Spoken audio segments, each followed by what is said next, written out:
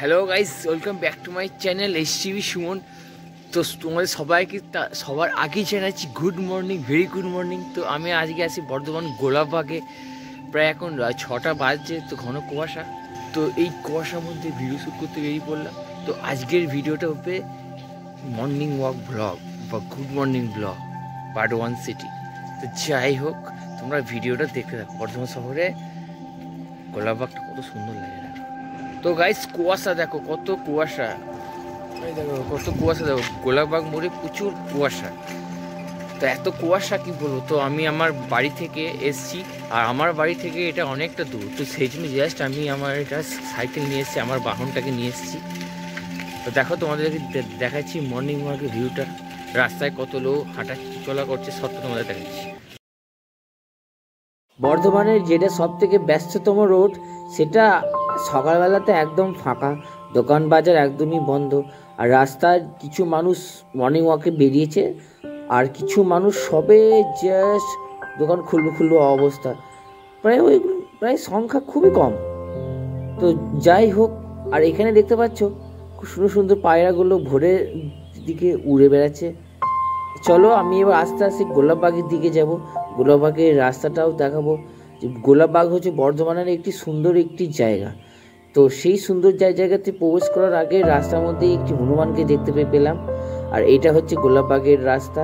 চলো সামনে তোমাদের আরও অনেক সুন্দর সুন্দর জিনিস দেখাবো। গোলাপবাগে একটা জায়গাতে আমি আমার সাইকেলটা রাখলাম। তো একজন বন্ধু এসছে, তো সেই বন্ধুর সঙ্গে আমি আজকে মর্নিং ওয়াকটা এইখানেই করব। তো সকাল সকাল বর্ধমান শহরে গোলাপবাগটা কত সুন্দর হয়, আর এরকম মর্নিং ওয়াক করতে যে ফিলিংসটা, তো সেটা নিতেই আসলাম, এবং সেটা ব্লগের আকারে কিছুটা তোমাদেরকে আমি তুলে ধরলাম।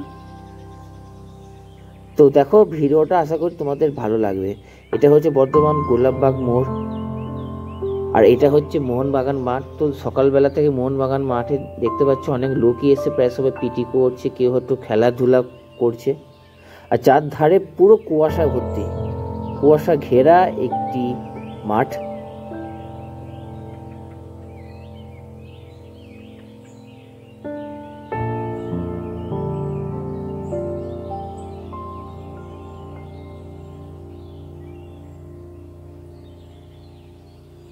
এটা হচ্ছে চৌমাথা মোড়।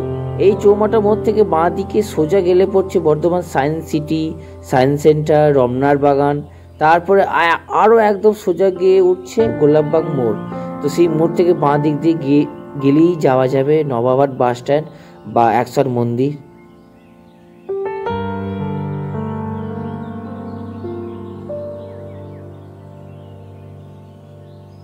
আর এটা ছোট্ট করে জঙ্গলের মতো দেখছো, এটা হচ্ছে বর্ধমান কৃষ্ণসাগর পার্কের পিছন দিকটা। ভোরের দিকে একদম গাছের পাতাগুলো কত শান্ত স্নিগ্ধ। আর এই ছিল আজকের ভিডিও, আমি তোমাদেরকে দেখালাম।